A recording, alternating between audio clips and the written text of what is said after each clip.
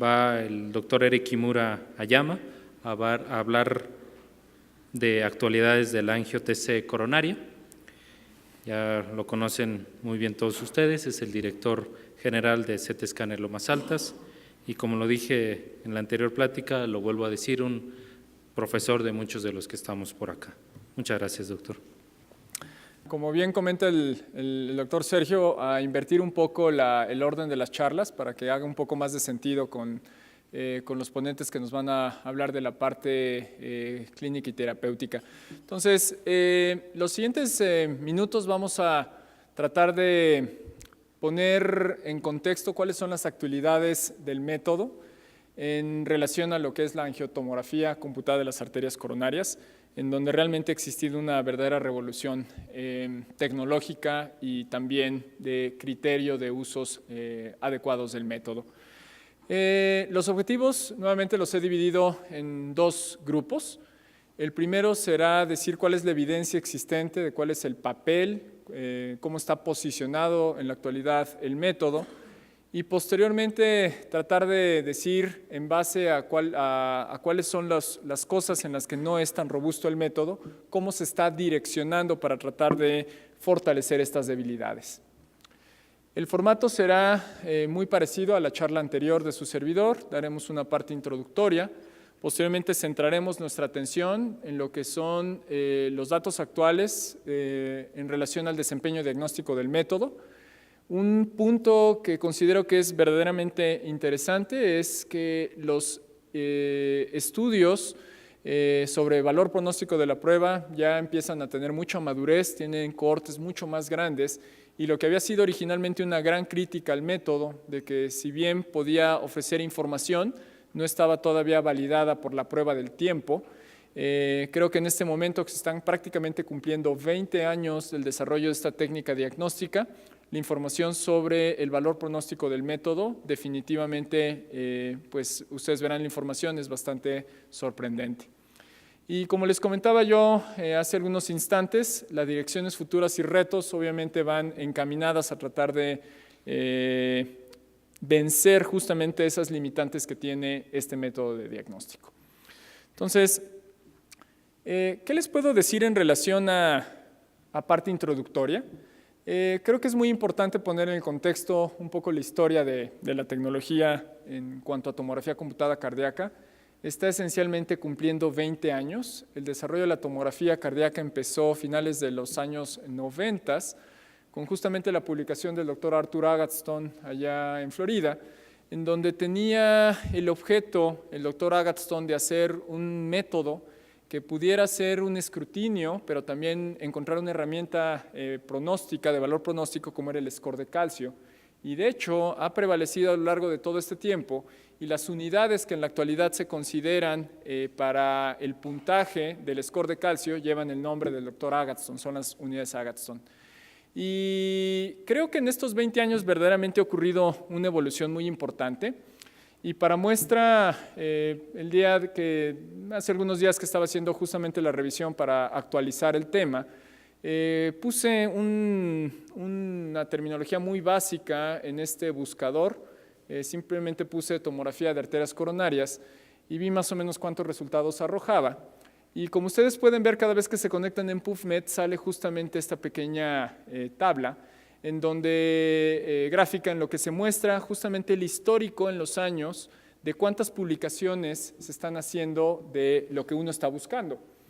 Y justamente esa parte, perdón, pegué yo al micrófono, justamente tomé una captura de pantalla al respecto, y aquí les puse más o menos en contexto cuando más o menos el método empezaba a surgir. Recuerden que la tomografía computada multidetector más o menos surgió en el año 2000, bueno, en el año 98 el de 2 cortes, en el año 2002 el de 4 cortes, y más o menos en estos 20 años, ahorita estamos en el 2018, estamos apenas empezando, obviamente las publicaciones se encuentran por miles, más o menos en este punto son alrededor como de 3,000 publicaciones por año, solo de pura angiotomografía de arterias coronarias. Entonces es un método que definitivamente alcanzó madurez. Los crecimientos fueron exponenciales justamente a la mitad de la década de los 2000 y eventualmente han encontrado una meseta hace un par de años cuando surgió la cuarta generación de la tomografía multidetector. Definitivamente eso también se vio reflejado en el número de publicaciones al respecto. Esta diapositiva ya se las había enseñado yo hace algunos instantes.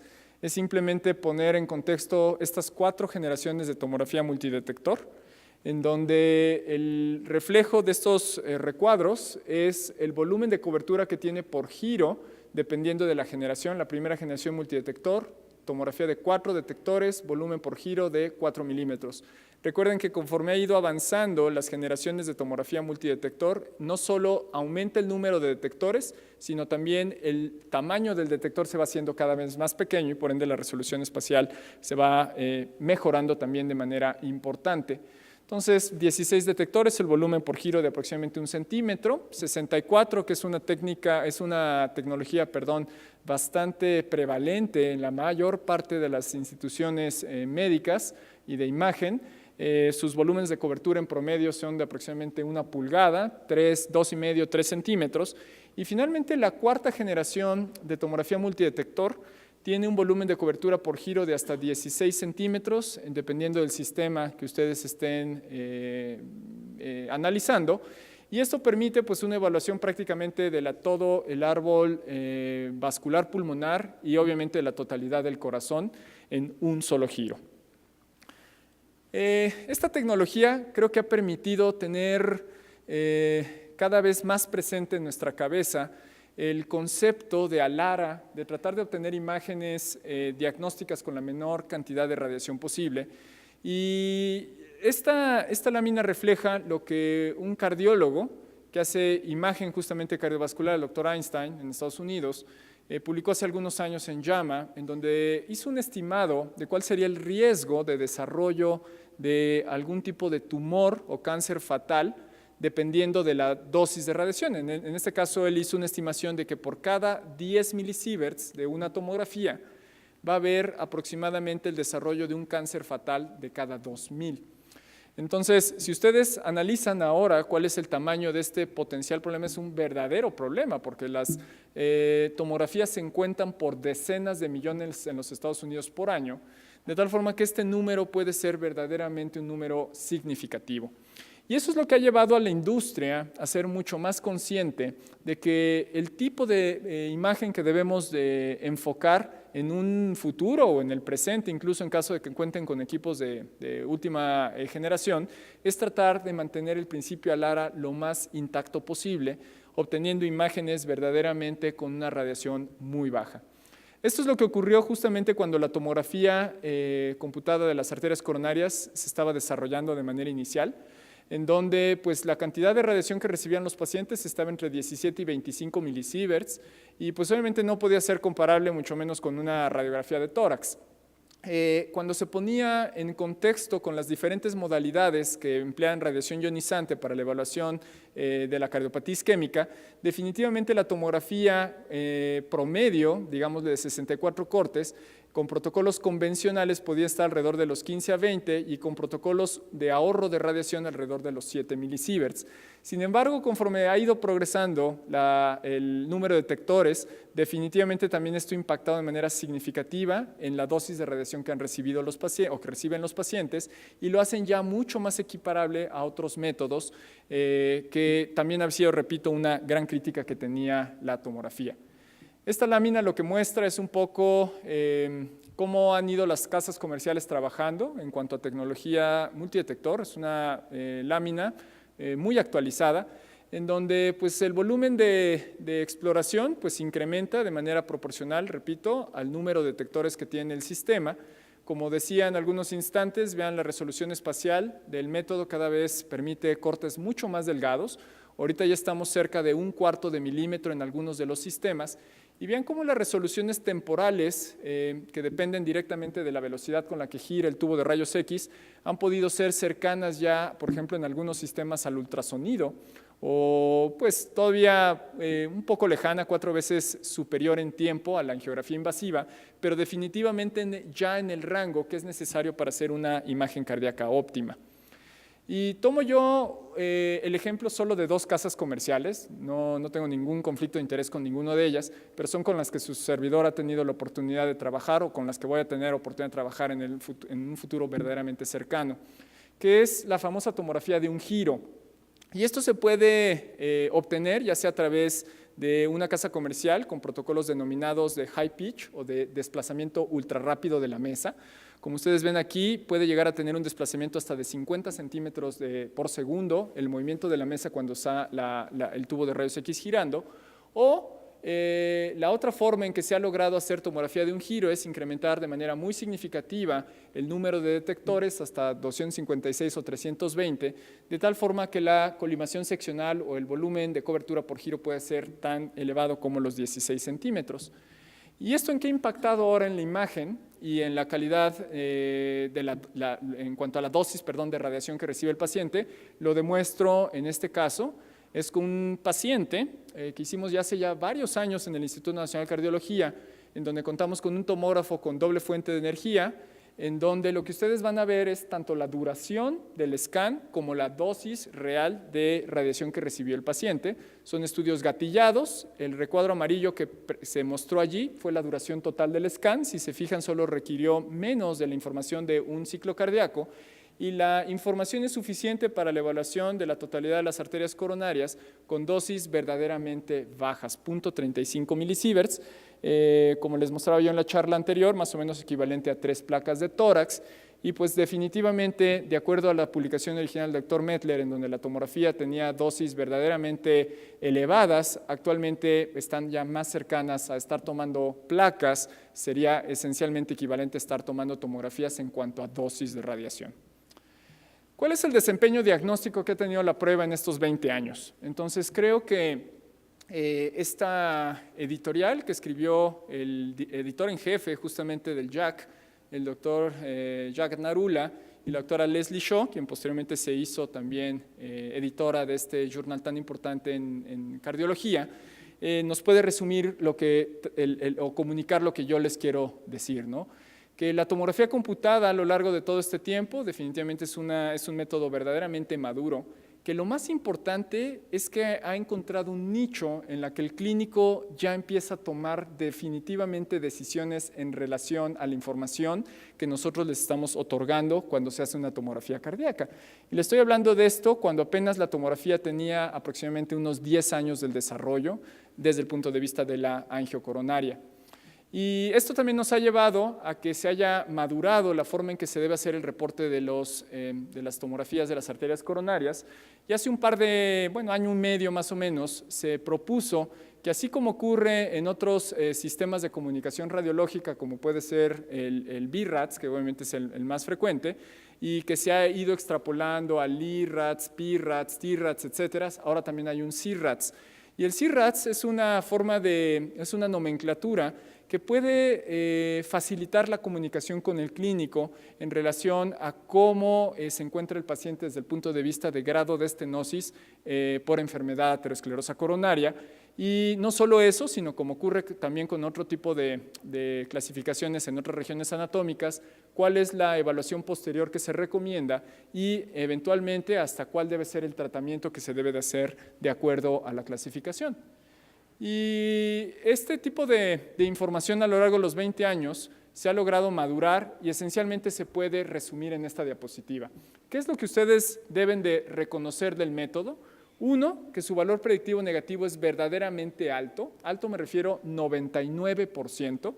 Es decir, si ustedes tienen arterias coronarias que son esencialmente normales, que no tienen lesiones cuyo grado de estenosis por este método sea superior al 70%, se puede excluir prácticamente toda posibilidad de que ese paciente tiene enfermedad coronaria significativa. No hay mejor método en la actualidad que descarte enfermedad con esta seguridad que la tomografía de las arterias coronarias. Siempre y cuando tengan ustedes en mente que debe ser empleado, es útil en poblaciones seleccionadas, lo cual veremos en las siguientes diapositivas, y que segundo, este desempeño diagnóstico también tiene una cierta dependencia del tipo de la placa y del riesgo preprueba. Es decir, si ustedes tienen tomografías con arterias coronarias de estas características, esto descarta la enfermedad. Lo que quiero decir es de que si ustedes hacen 100 angiotomografías de las arterias coronarias en donde no haya enfermedad significativa, solo van a tener un 1% de falsos negativos. Es verdaderamente una prueba excelente para descartar que los síntomas del paciente son secundarios a enfermedad aterosclerosa. Esto es un concentrado que dejé de actualizar hace ya casi 11 años, en donde era la evaluación de diferentes estudios que comparaban la angiotomografía, que era un método emergente, contra el estándar de referencia, que era la angiografía invasiva, y con las diferentes generaciones, aquí incluso la aparición de la primera generación de la tomografía de doble fuente de energía. Y las dos columnas que resalto es que conforme va aumentando el número de detectores, el porcentaje de segmentos coronarios no diagnósticos disminuye de manera muy significativa. Y la segunda columna resalto que el alto valor predictivo negativo de la prueba prevalece incluso independiente de la generación de multidetector de la que estemos hablando. Cuando ustedes ponen ahora en contexto el desempeño de la tomografía computada de las arterias coronarias contra otros métodos de diagnóstico para evaluar cardiopatía isquémica, esencialmente su precisión diagnóstica basada en sensibilidad y especificidad es bastante similar en algunos de ellos o en algunos también definitivamente superior. Y para muestra nuevamente un botón, esto es algunos de los estudios que se han hecho con 64 detectores, que repito es una tecnología por así decirlo convencional o estándar. Y este metaanálisis es uno de los primeros metaanálisis que se han publicado, salió en JACC también, del Dr. Hammond, 2024 pacientes, en donde nuevamente el resultado que destaca es el alto valor predictivo negativo de la prueba. Sin embargo, ya desde aquí ustedes pueden identificar que la especificidad del método definitivamente no es lo deseable. Y justamente en este punto es en donde se está direccionando las nuevas tecnologías para tratar de que el desempeño diagnóstico en cuanto a especificidad mejore de una forma muy significativa. Los tres estudios multicéntricos que posiblemente ustedes tienen que tener siempre en la cabeza para reconocer cuál es el valor del método son estos tres. El doctor Matt Budoff en el estudio Accuracy en Los Ángeles, lo que nos mostró es simplemente que el valor predictivo negativo de la prueba efectivamente en estudios multicéntricos es el valor más importante que tiene el método. El estudio CORE 64 nos hizo nuevamente señalar, nos hizo más obvio que la probabilidad preprueba que tiene el paciente es de lo que finalmente va a depender en gran medida del desempeño. Como esta fue una población que tenía una alta prevalencia de enfermedad aterosclerosa, el valor predictivo negativo no fue tan bueno, pero el positivo obviamente se subió mucho. Entonces, si ustedes tienen pacientes que tienen enfermedad aterosclerosa conocida, posiblemente si lo que quieren saber es si tiene o no enfermedad, este no va a ser el mejor método. ¿Okay? Y el estudio CORE 64 nos dio la respuesta justamente a eso, nos la confirmó. Y este método tampoco depende de la tecnología que empleen. Es decir, este estudio del grupo holandés lo que hizo fue comparar diferentes marcas de tomógrafos y se dio cuenta que independientemente de la marca que se emplee, el valor predictivo negativo de la prueba es verdaderamente importante. Como les señalé yo en el estudio CORE 64, el desempeño del método depende si la probabilidad preprueba es baja, intermedia o alta. Hay muchas herramientas en las que se puede establecer cuál es el riesgo o la probabilidad preprueba del paciente, pero en general el desempeño es excelente, definido desde el punto de vista de altos valores predictivos negativos en los grupos que tienen probabilidades preprueba bajas o intermedias y definitivamente empieza a bajar este valor, pero aumenta el positivo en aquellos pacientes que tienen una probabilidad preprueba elevada. Esto se confirmó en este estudio en el que se vio cuál era el antes y el después de la prueba. Los pacientes que tienen el semáforo verde, que es decir, probabilidades intermedias y bajas, la probabilidad preprueba fue muy similar antes del estudio a la observada cuando el estudio fue negativo. Vean cómo no hubo ningún caso de desenlace cuando la prueba fue negativa en estos dos grupos. Sin embargo, en aquellos pacientes que tienen una probabilidad preprueba elevada, el estudio negativo por tomografía no necesariamente refleja que el paciente no tiene enfermedad. Entonces, es extremadamente importante que los clínicos tengan muy claro que el valor más importante que tiene la tomografía de las arterias coronarias en el estudio angiográfico definitivamente debe basarse en los factores de riesgo y los datos clínicos que tiene el paciente.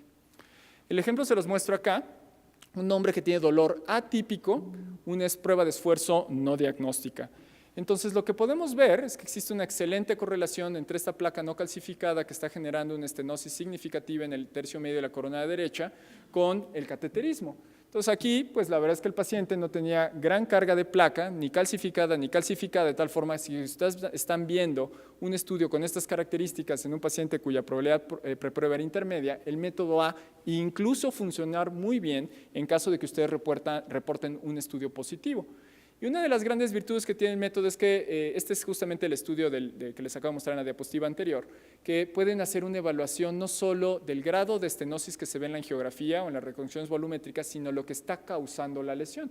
En este caso, una placa excéntrica no calcificada que tiene un franco remodelado positivo y que posiblemente explicaba por qué el paciente tenía la angina. Vean esta paciente, también de 62 años, dolor atípico, aunque tiene algunos factores de riesgo cardiovascular.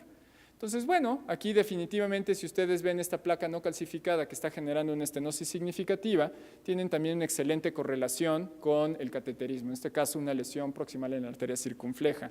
Entonces, la probabilidad de preprueba es importante, el tipo de placa también es muy importante, como veremos a continuación.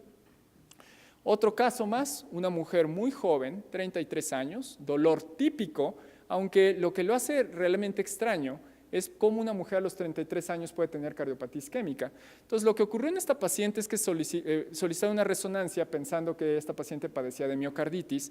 Cuando nos pidieron a nosotros la segunda opinión, esto fue leído como miocarditis positiva. Y cuando nos pidieron la segunda opinión a nosotros, dijimos, ay, carambas, pues la verdad es que el tipo de edema que tiene este paciente tiene una localización de distribución subendocárdica con un realce tardío también subendocárdico. Esto es isquémico hasta que no se demuestre lo contrario, aunque tenga 30 años la paciente. Entonces, lo que se hizo fue solicitarle una tomografía, porque había un estudio no necesariamente concluyente, y se confirmó, el resto de las arterias coronarias eran normales, y esto es simplemente un acercamiento de esta zona de estenosis significativa en una rama del margen obtuso marginal y que tenía una perfecta correlación justo con la resonancia magnética, y esta es justamente la zona de la lesión.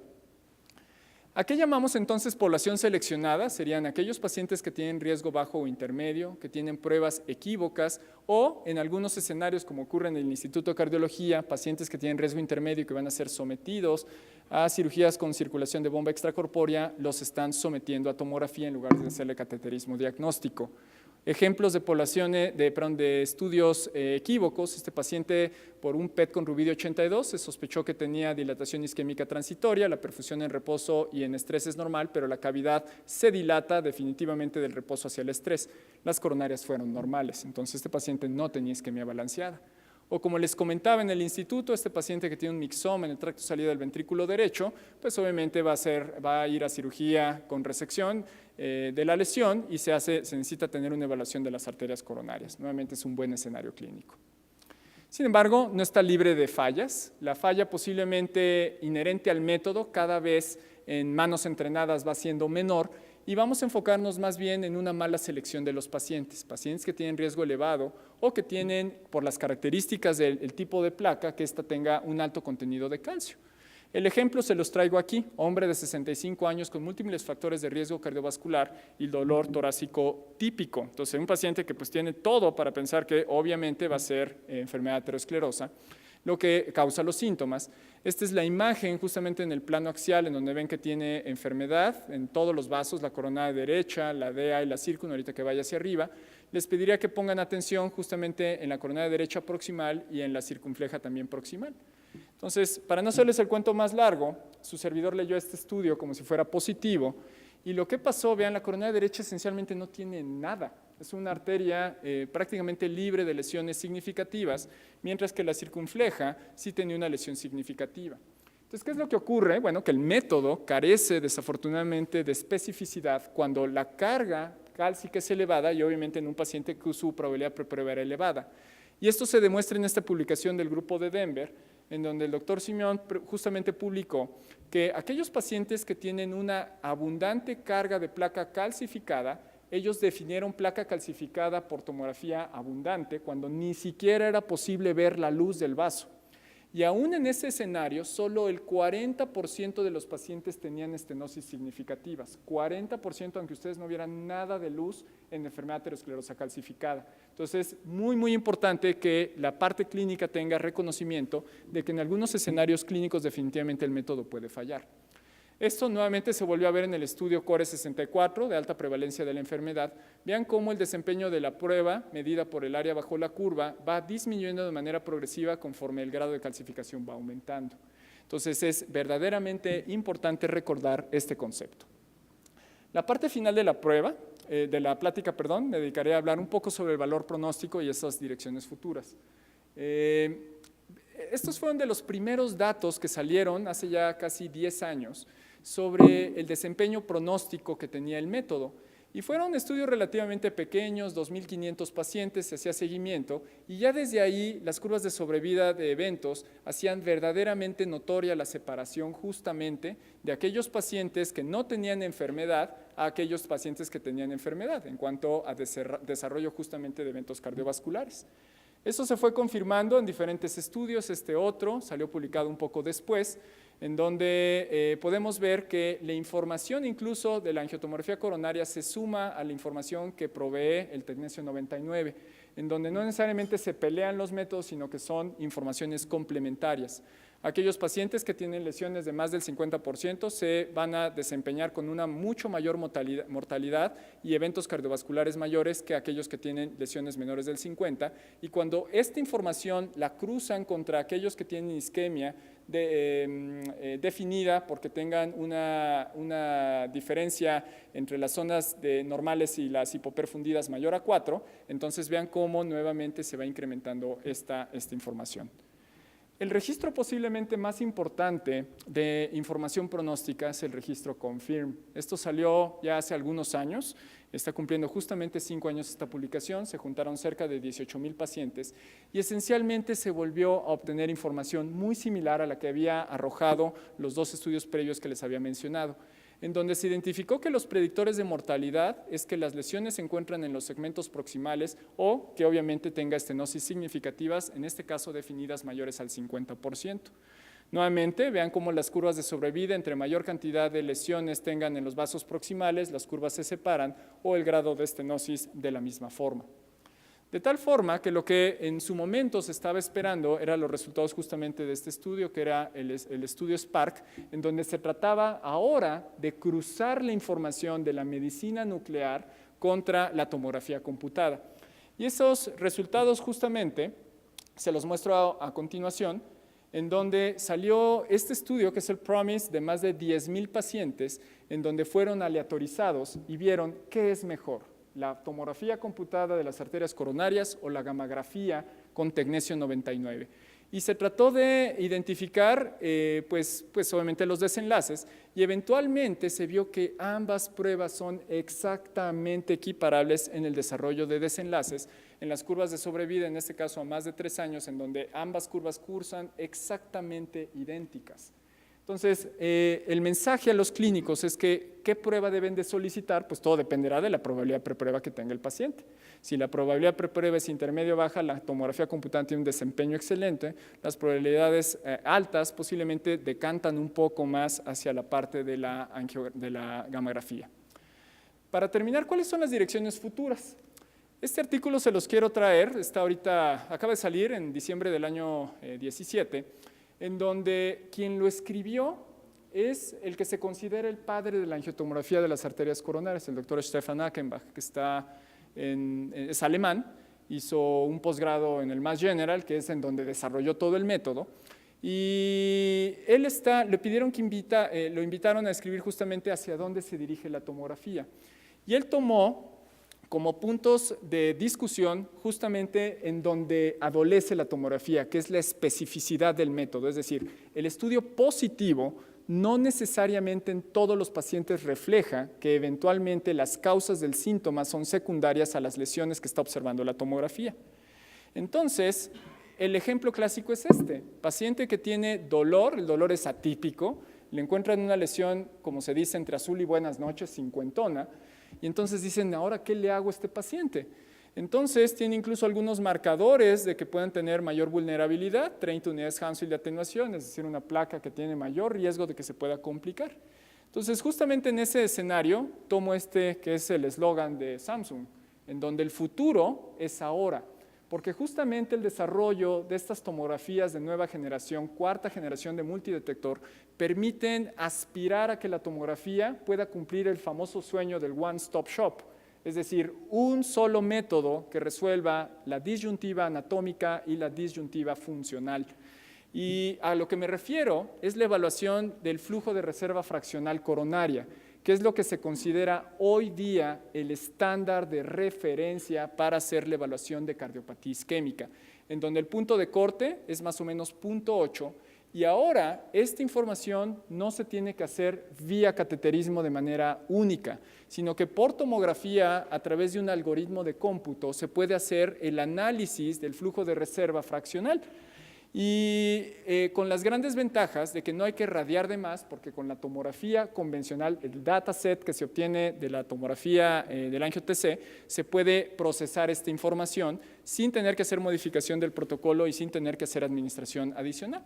Entonces, lo que tengo en este videíto es justamente lo que hace este algoritmo. Entonces, se crean árboles volumétricos en donde a través de un código de color de la tomografía convencional de las arterias coronarias se puede obtener justamente estos flujos de reserva fraccional.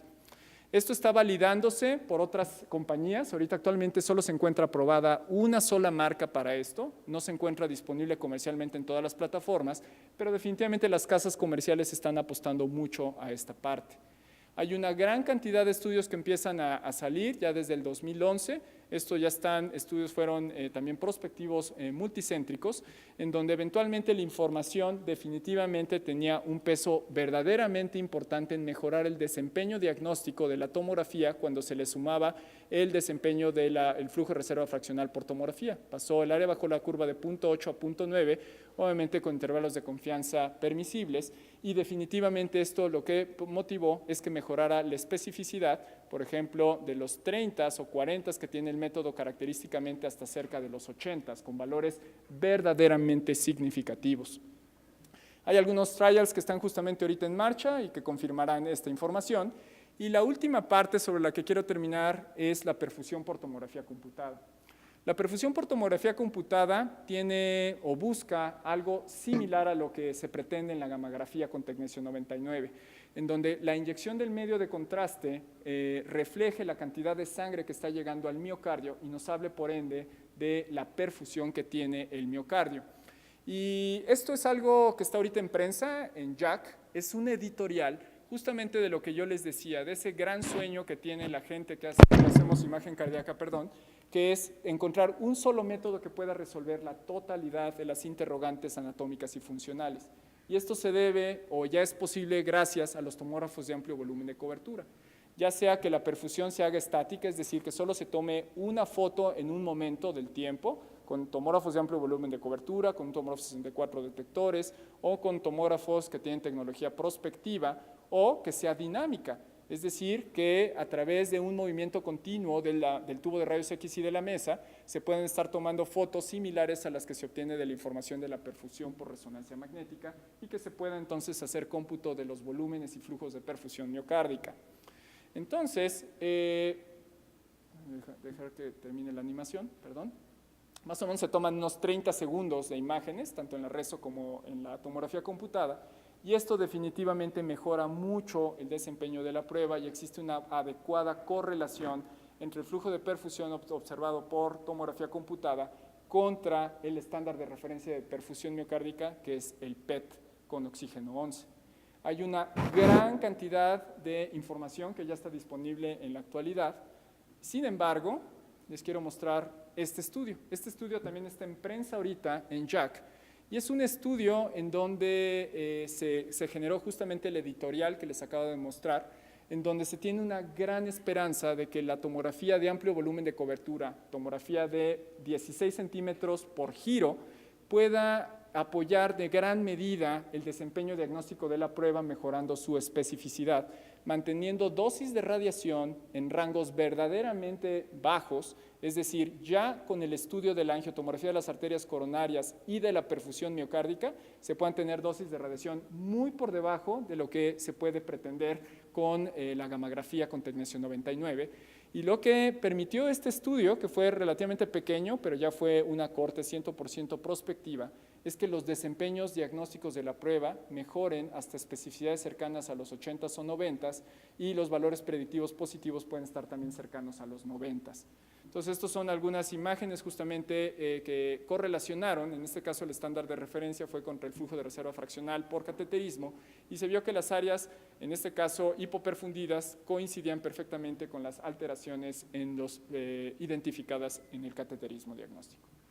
Le quiero agradecer mucho por su tiempo, me tomé la libertad de extenderme un poco más, a sabiendas de que posiblemente el doctor Jorge Gaspar venía un poquito retrasado, pero pues no sé si Sergio tenga alguna otra información al respecto, doctor Gaspar. Muchas gracias por su atención.